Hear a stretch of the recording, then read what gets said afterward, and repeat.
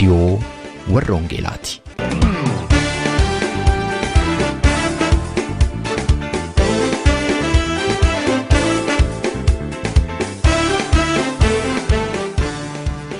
रेडियोन वर्रोंगेला tokkummaa waldooti Oromoo warroongeelaa Awurooppaatiin qophaa'e torbanitti si'a tokko guyyaa sanbadduraa dhaggeeffattoota biyyootii gaanfa Afrikaaf naannoo isaatiif akka lakkoofsa sa'aatii Itoophiyaatti galgala sa'aatii 12 hamma sa'aatii 12:00tti dambalii gabaabaa kiilooheerzii 15,515 yookaanis meetir baandii 19 irratti dhaggeeffattoota kibbaaf giddugaleessa Awurooppaatiif immoo akka lakkoofsa sa'aatii giddugaleessa Awurooppaatti galgala sa'aatii 21 hamma sa'aatii 21:00tti dambalii giddugaleessaa kiilooheerzii 1,355 irratti kan isin qaqqabu tamsaasa wangeelaati. Kun reediyoo warroongeelaati.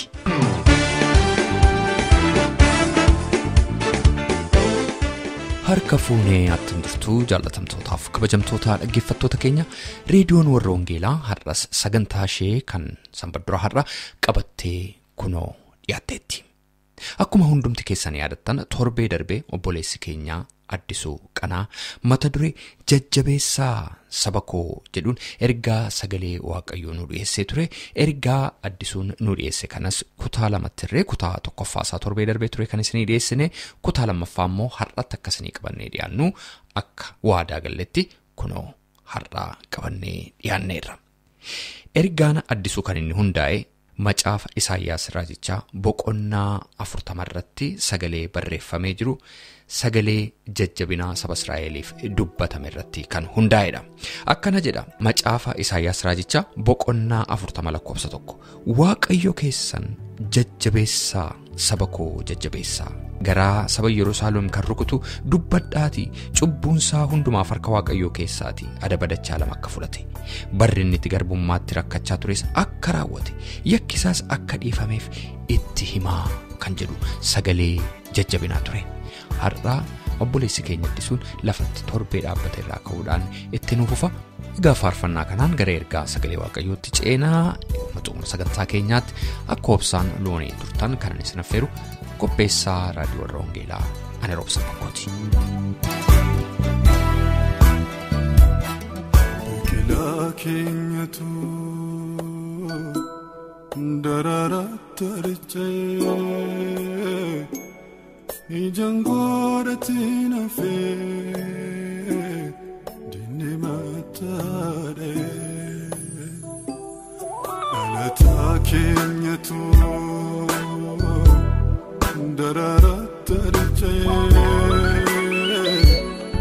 ijaan godhatiin hafee dinni mataadhee dhaabachuu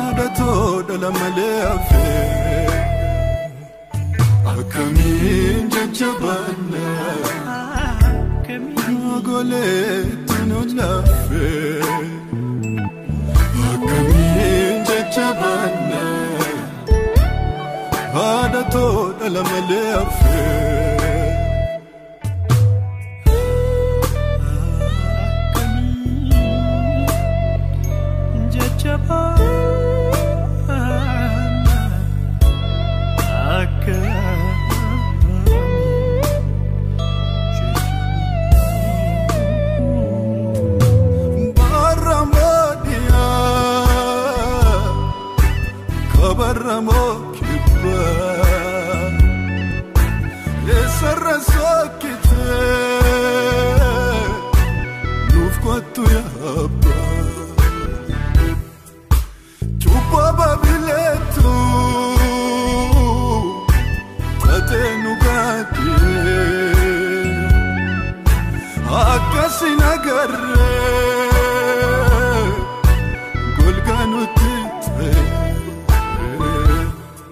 atinjertu tanani enyutunu supat madasa bakenya enyutalu kaba nutu jamnetenya atinjertu tanani enyutunu supat madasa bakenya enyutalu kaba nutu jamnetenya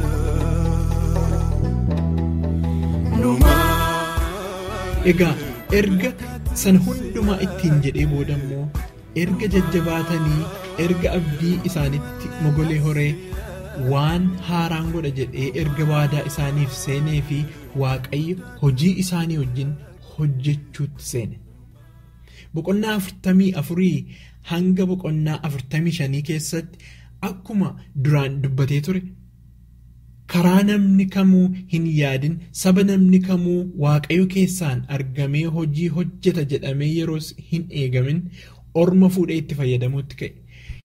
Yihuudota cunqurfamanii gargaarsaaf jajjabina barbaachaa jiran ittiin gara boqonnaa haaraatti baasuuf jecha mootii ormaa Qiiros isa jedhamu sanatti dubbate.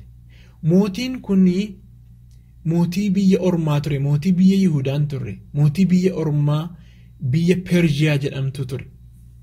Mootii Qiiros sanaanis akkas jedhe, ansi beeka, maqaadhuma keetiin ansi beeka, dibee si kaaseera, si dura bu'eetan dachaaf gaarota wal qixxeessa. Kana qofaa miti, lola guddaatu fuula kee dura jira, gaafa ati lolichatti baatu immoo si dura baheen lolaa akka ati mo'attus nan godha jedhe. Balbaloota sibiila boorrajjii irraa hojjetaman nan caccabsa, danqaraa sibiilaas nan hurreessa, qabeenyaa iddoo dhokataa yookaan dukkanaatti walitti qabames harka kee keessa nan buusa. Kanaanis ani eenyuun akkan ta'e hin bartaa ittiin jedhe. Sibiilli boorrajjii sibiilota jiran keessaa sibiila baay'ee cimaadha. Biroonzi isa ittiin jennu jechuudha. Danqaraan sibiilaa immoo akkasuma sibiila cimaa iron kan jedhamurraa kan hojjetame yoo ta'u innis cimina guddaa qabaachuusaa argisiisa. Egaa sibiila keessaa sibiila cimaatu jira jechuudha. Sibiilli sibiila muru jira, sibiilli sibiilaan muramu jira, sibiilli sibiila qaru jira, sibiilli sibiilaan qaramu jira. Akkuma kanammoo mootiin mootota warra kaan caalee argamu jira. Sibiilota kana lamaan ciminaa fi jabina mootii Baabiloon isa ta'e Naabukadnezaritti fakkeeffamuudhaaf dubbatame. Haa ta'u malee cimaa cimootaa isa fakkaatu, jabaa jabootaa isa fakkaatu kan si duraan hurreessaa, si duraan caccabsa jedhee Waaqayyo Qiirositti dubbate. Waaqayyo gaafa saba isaatti yookaan namuma akka bifa isaatti uumame kamittiyyuu ga'isamu yookaan itti roorrifamu, itti bu'amu callisee taa'ee ilaaluu waan hin dandeenyeef karaa ofii isaatii filate ka'ee loluufii barbaade jechuudha. Kan saba koo tuqe agartuu ija kootii tuqe jedha. Zakkaariyaas 2:8 irratti. Kan agartuu Waaqayyoo tuqe immoo ulfina Waaqayyootti bu'uu isaati. Ulfina Waaqayyootti kan bu'e immoo utuu hin adabamin hin hafu. Yeroo isaatti erga mootii Baabiloon irra kufaatiin ga'eetii saba Yihuudootaatiif of kaltii jajjabina booddee boqonnaa haaraatu dhufeef. Haa ta'utii karoorri Waaqayyo saba sanaaf qabu garuu birmaduu isaan baasuu garas ture. Eeyyee inni Waaqa qajeelinaatii, Waaqa jaalalaatii, Waaqa dhugaatii, Waaqa haqaatii, Waaqa firdii qajeelaa kennuudha. Waaqa akkasii ta'uu isaa egaa uummanni biyya lafaa kana ilaalanii akka isaan beekan godhe. Saba dursee isatti dudda gatee ture saba koo jedhee waamuutti ka'e. Isaanis isaan waaqayyo keenya jedhanii akka isa waamaniif carraa addaa kenneef. Har'a nuti waaqayyo keenya jennee akka isa waamnuuf carraan addaa kan nuuf kenname karaa Kiristoos Yesuus qofaadha. Akkamuma milkoomuudha, akkamuma carroomuudha waaqayyo kanaan saba koo jedhamanii waamamuun. Isaanis waaqayyo keenya jedhanii isa waammachuun carraa gatii kamiin iyyuu hin argamnedha. Egaa amma dubbii waa'ee diigamuu magaalaa Yerusaalem qofaa ta'uu nafee waa'ee guutummaa biyya lafaatiif qorichi yookaan dawaan cubbuu isaan keessaan dhufee dhalachuuf akka jiru waaqayyo fakkii guddaasaa gadda isaanii sana garasitti dabarse ilaaluu isaati. Sabni Yihuudaa erga boojuudhaa deebi'ee akkasitti akka taa'ee hafu hin barbaanne waaqayyo. Wanti isaan hojjetan akka jiru iddoo jiranittis dhimma baasu akka ta'an waan barbaadeef erga isaan furee booddee ka'aa saba dukkana keessa jirutu jira. Isaan sanaaf ifa taatu. Saba gadda guddaa keessa jirutu jira. Isaan kanaaf jajjabina taatu jedhee isaaniin dammaqse. Yeroo jajjabaachuu booda yeroo itti warra kaaniif darbanii jajjabina ta'an, yeroo namatti dukkanaa'u booda yeroo warra kaan warra itti dukkanaa'eef darbanii ifa ta'an fideef waaqayyo. Gaddi guddaan sun hundumtuu erga darbee booddee guyyaan sabichi itti yaadatamu ni gahe. Kanaafis waaqayyo akkasittiin jedhe, amma ga ifni kee dhufeera, ulfinni waaqayyoo siif ba'eera, kanaafis ka'iibsittiin jedhe. Ka'iibsin taa'inii ittiin jedhe. Isaayyaas boqonnaa 60:1 ka'e. Sagalee misraachoo yookaan sagalee hoodaa akka dubbattuuf dibeesi kaaseera ka'i jedhe. Inni kunis guyyaan waaqayyo ijaa baasuu akka ga'e, waaqayyo kunis abbaa firdii qajeelaa akka ta'e dhugaa ba'i. Warra gaddanii garaan isaanii cabee jajjabaachuu dadhaban jajjabeessi. Warra hidhamanii jiranitti hiikamuu labsi. Warra dhiphina keessa jiranitti furama labsi. Warra hidida du'aa irra adeemaa jiranitti jireenya labsi. Warra guyyaan itti dukkanaa itti immoo biiftuun qajeelinaa bahuudhaaf akka jette itti naaf himi jedhe. Kaleessa isaantu gaddee jajjabeeffamuun isaan barbaachisaa, har'a immoo isaantu warra gadde jajjabeessa. Kaleessa isaantu dukkana keessatti hidhamee hidhamuudhaaf dararfamuudhaan halkanii guyyaa bu'aa, har'a immoo warra hidhamanitti hiikamuu isaantu labsa, darabeetu isaaniif ga'e jechuudha. Waaqayyo warra gara isaa ilaalaniif darabee gaarii ni fida. Kanaafitu gadduu garaa isaaniif gaccabuu boquu isaanii sana garas waan isaaniif qophaa'ee jiru wanti gaariin sirriitti akka jiru waan beekeef har'a haala keessa jirtan ilaaltanii gadditanii abdii keessan hin kutatinaa, boquun keessan gadi jedhee hin hafin, jajjabaadhaa, kunis ni darbaa, saba koo jajjabaadhaa ittiin jedhee sagalee jajjabinaa ergeef waaqayyo. Kun egaa ergaa naannoo waggaa 2500 dura saba murtaa'aa tokkoof dubbatamee turedha. Har'as haala wal fakkaataa akkasii keessa dhuunfaadhaanis, maatiidhaanis, biyyaanis kan jirru waaqayyo rakkina nurra ga'ee gaddaan mataan gadi nu cabe hundumaa ni arga. Kanaafis jajjabaadhaa nuun jechuu fedha. Isa kana garas darbee waan nuuf ilaale fakkii guddaasaa waan gaarii qaba waan ta'eef akka nuti jajjabaannu barbaada malee akka nuti gaddinee boqoo gadi buufnee hafnu, akka nuti isa kaleessaa sana yaadachaa gaddaan jireenya dabarsinu hin barbaadu. Jajjabaadhaa nuun jedha waaqayyo. Nuti akka sabaatti yeroo baay'ee hadhooftuu, yeroo baay'ee gaddisiiftuu, yeroo baay'ee murtooftuu kana keessatti jajjabina karaa sagalee isaatii ta'e nu barbaachisa. Akka nuti jajjabaan nu barbaada erga ta'eeti egaa ofii keenyaa nuti wal haa jajjabeessinu, walii haa utubnu, ba'aa walii haa baannu, waliif haa birmannu. Sagaleen waaqayyoo ba'aa walii baadhaa jedha Galaatiyaa boqonnaa 6:2. Haaluma kanaan waldooliin kiristaanaa, dhaabbileen amantaa garaagaraa barsiisaaf sirna ittiin bulmaata ofii keenyaa qabnuun utuu wal hin hirin, utuu wal hin qoodin saba keenya yeroo baay'ee murteessaa, yeroo baay'ee gaddaa kana keessa jiru karaa nuuf danda'ame hundumaan walitti adeemnee isaaniin jajjabeessuun baay'ee barbaachisaadha. Waaqayyo gooftaan saba koo jajjabeessaa jedha. Qaamaan deemnee gaafachuu yoonna dadhabne bilbilaan barreeffamaan karaa garagaraatiin maatii gaddee haala adda addaa keessa jiru jajjabeessuun kadhachuufin kadhannaa biyyoolessaa yookaan akka waldaattis kadhannaa walirraa hin citne labsuun baay'ee gaariidha, baay'ee murteessaadha. Yeroon kun yeroo kamiinuu caalaa yeroo itti gara Waaqayyoo Waaqa jiraataa itti abdii guutuudhaan ilaalludha. Daawit mootichi akka kana jedhe, gara Waaqayyoo ilaalaa fuulli keessan ifu deebitaniis qaaniidhaan lammata lafa hin ilaaltanii. Faarfannaa 34:5. Kan gara Waaqayyoo abdii guutuudhaan ilaalan lammaffaa hin yellaasifaman. Dhuma irratti Baabilooniinis ta'e seenaan geggeessitoota kamiinuu warri hammeenyaan bu'aa mataa ofiitiif jecha taayitaaf aangoo bordabartu abdatanii dhala namaa kan Waaqayyo akka bifa isaa fi akka fakkeenya isaatti uume hacuucan, cunqursan, irra ejjetan, qabeenya isaanii saaman, kan qaamaa hir'uu isaan godhan, kan dhiiga dhangalaasan, kan lubbuu baasan, dhumni isaanii hin tolu, dhumni isaanii hin hiiku. Seenaa Baabiloon irraa isa kana barachuun ni danda'ama. Waaqayyo inni nuti waa'ee isaa amma dubbannu kun egaa isuma barootaan durii turedha. Inni Waaqayyo Waaqa bara baraati. Eenyuyyuu nama Waaqayyo bifa isaatti uume irratti harka ol fudhatee baraan hiiquu, baraan milkaa'uu hin danda'u.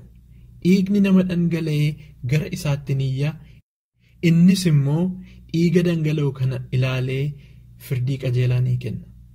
Waaqayyoon warri abdii guutuudhaan eeggataa jirtan immoo isa eeguu keessan ittuma fufaa.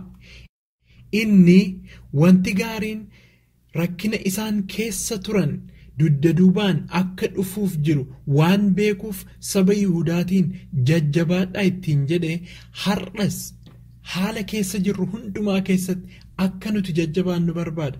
Akka kanatti matumaa boquun gannu cabee akka hin hafne waan beekuuf. Nyaati nama beela'eef bishaannis nama dheeboteef akkuma barbaachisu jajjabinni warra gaddaniif abdiinis warra abdiin isaanii jalaa golgolaa'eef saba gaddee jajjabaachuu dadhabeef keessumaa saba keenya har'a haala inni keessa jiru keessatti Waaqayyo akka nuti jajjabaannu akka nuti wal jajjabeessinu barbaada. Waaqayyo gooftaa kanatti abdii guutuu haa qabaannu. Haalota gaddaa garagaraa keessa warra jirtan inni Yihuudaa ishee yeroodhaaf isarraa galagaltee isaaf amanamuu fi abboomamuu fi diddeeyyuu utuu garaa ittiin jabaatin fuula isaa itti deebisee gadda ishee keessatti ishee jajjabeessee gadda booddee immoo bara uffee, bara haragalfii, bara boqonnaa, bara gammachuu, bara itti gadda isa kaleessaa sana itti iseen irraanfattu inni fideef har'as Waaqayyo Waaqa bara baraa Waaqa keenyadha. Waaqni qajeelinaa fi Waaqni jaalalaa, Waaqni haqaa, Waaqni dhugaa faradu teessoo isaa irra jiraati. Saba keenyas boqonnaa haaraatti dabarsuudhaaf, gammachuu haaraa addaatti dabarsuudhaaf jiraati. Jajjabaadhaa, akka dhiyeetti nafu, akka dukkanaa itti nafu. Guyyaan boqonnaa fi guyyaan haragalfii, guyyaan itti Waaqayyoon kunis seenaa ta'ee darbee jennee itti isa galateeffannu hin dhufa. Waaqayyo gooftaan hunduma keessan haa eebbisu. Jajjabaadhaa, jajjabaadhaa jedha sagaleen Waaqayyo. Guddaa eebbifamaa. Sagalee isaa isa dhageenya kana akkatti jiraannuuf nu haa gargaaru. Biqilaa keenyatu daraaratti arjee ijaan godhatiin hafee dinni mataadhee dhalataa keenyatu daraaratti arjee ijaan godhatiin hafee dinni mataadhee dhaabachuu dadhabee jabeetu hokkolaa joonjee irratti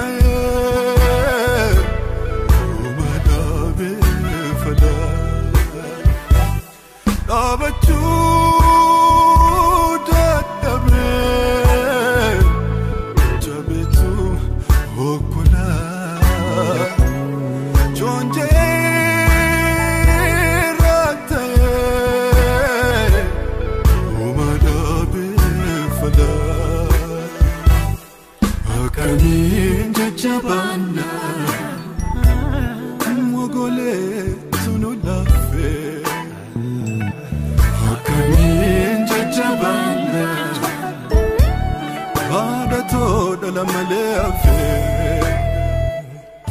akamin jajjabana Magole tinulafe akamin jajjabana Bada to lama leafe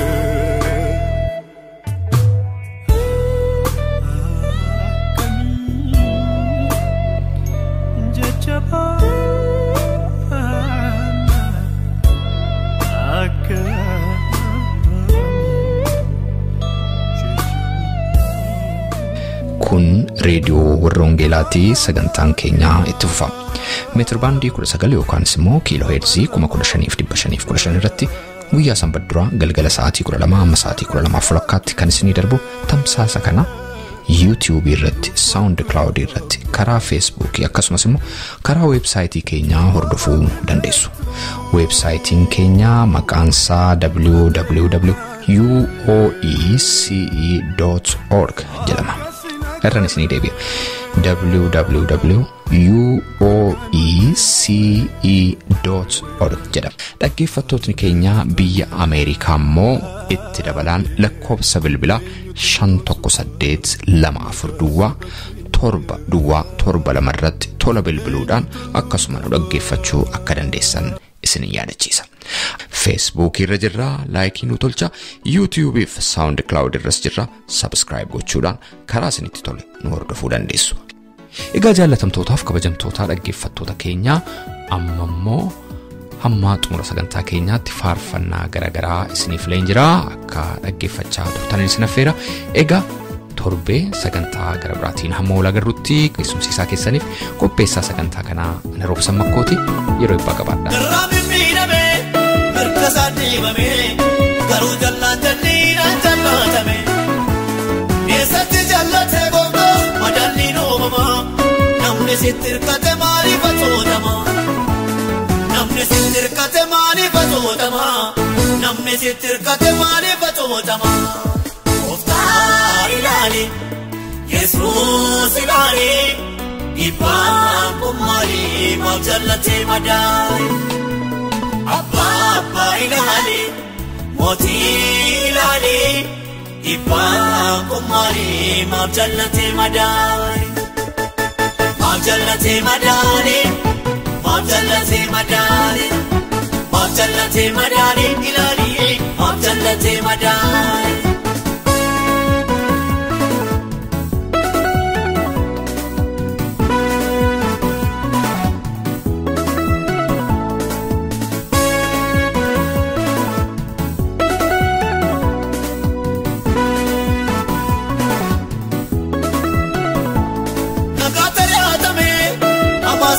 Toora jireenyaatu kala kaalfame Maataan jarsee laaltaa gooftaa kuttaasaa kaa'ame Sitoo bakkee baasaa dhugaasa waaname Sitoo bakkee baasaa dhugaasa waaname Sitoo bakkee baasaa dhugaasa waaname Gooftaa ilaali Yesuus ilaali dhibbaan kun maaliif maaf jallatee madaali Abba ilaali Moti ilaali dhibbaan kun maaliif maaf jallatee madaali maaf jallatee madaali maaf jallatee madaali maaf jallatee madaali ilaali maaf jallatee madaali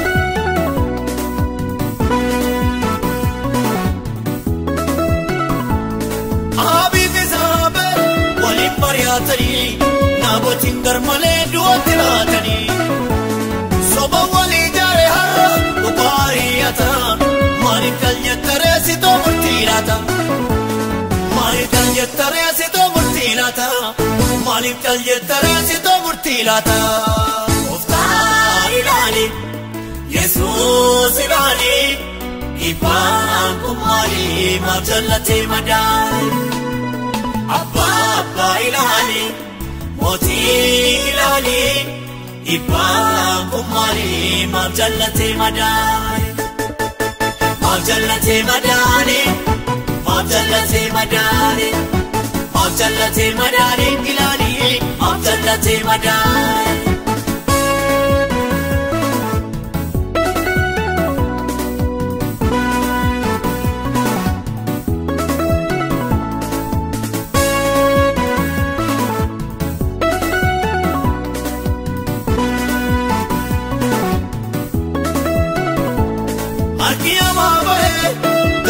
Tumbeko iyo maromale tinama ekof kanaka egilon obsana mafito bilana forake maruma sanito bilana forake maruma shafa ke afufega bilana forake maruma sanito abaludwe awala jedani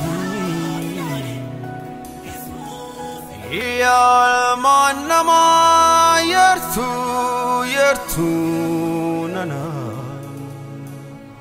du adarbe injiru karane ya gota ta lenta barodaye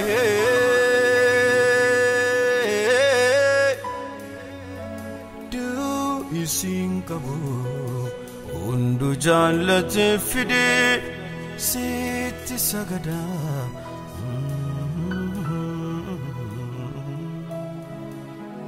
ya gota ta lencha baroda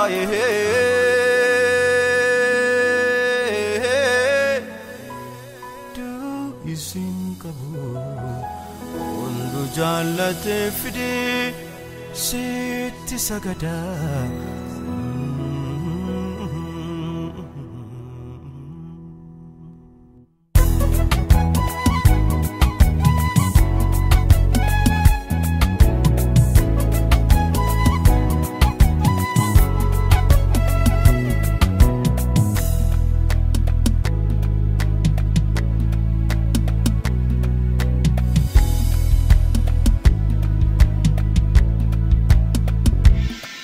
Afoshan fage afufegama abaludwe awala jedani ya ilmana ma yartu dantu nana du adarbe hinjiru karani ya gota talenta baroda du isinkabu ijallate fede sitti sagada Afoshan fage afufegama abaludwe awala jedani dhaggeeffattoota keenya sagantaa keenya irratti akka eebbifamtan abdii qabna. Waa'ee sagantaa keenya gaaffii yookaan siyaada yoo qabaattaniif karaa teessoo xalayaa keenya rwv@13 Oslo Norway jedhaatiin nu barreessaa yookaanis karaa iimeeyila keenya radiowarrawangeelaa@gmail.com jechuudhaan nu qunnamaa. Torbee sagantaa biraatiin hamma walitti deebinutti nagaa waaqayyootiin tura.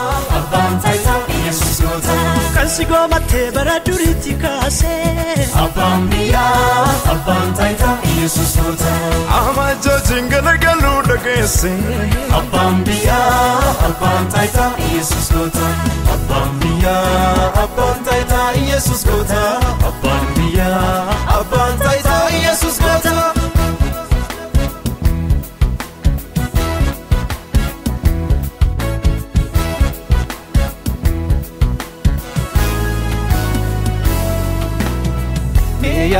Shakush ka iti ibsi shakush ka iti ibsi Ada kifsi na kin waqayyoon farsi Ada kifsi na kin waqayyoon farsi shakush ka iti ibsi shakush ka iti ibsi Ada kifsi na kin waqayyoon farsi Ada kifsi na kin waqayyoon farsi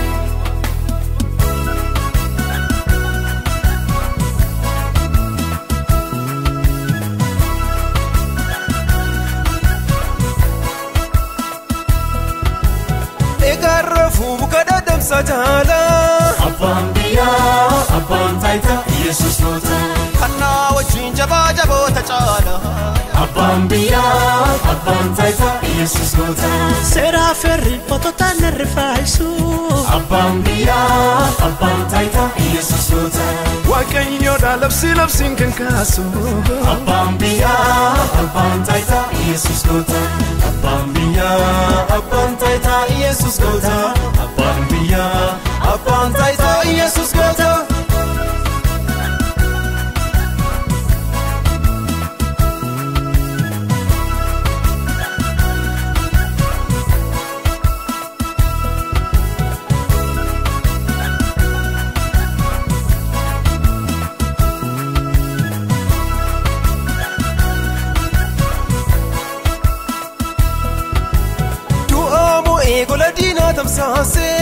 Abbaan biyyaa abbaan taayitaa Yesus goota Hojuu fidee ijoollee isaatiif raabse Abbaan biyyaa abbaan taayitaa Yesus goota Humni si ol fudhamee du'a taafe Abbaan biyyaa abbaan taayitaa Yesus goota Yesustu jarmee adiina adaabe Abbaan biyyaa abbaan taayitaa Yesus goota Sinyaatu loonii gabaa olii Dubbadhaala jajjaboota Saa'oliif Yoonaataanii kufuusanii Jaabinii namaatu muran qabata Hiddaan Yoonaataanii na bobba'e Morri jaboota kan fayyaa ba'e Aarii fi dheekkamsi Saa'olisi Deebi'ee biilla isaatti fiixa'e Barri dhufe ni keera laaltonni Barri dhufe salphiidhaaf ta'anii Barri dhufe ni ijoollee waaqayyoo Barri dhufe humna rifatanii Barri dhufe ni keera laaltonni Barri dhufe salphiidhaaf ta'anii Barri dhufe ni ijoollee waaqayyoo Barri dhufe humna rifatanii Barri dhufe ni keera laaltonni Barri dhufe salphiidhaaf ta'anii Barri dhufe ni ijoollee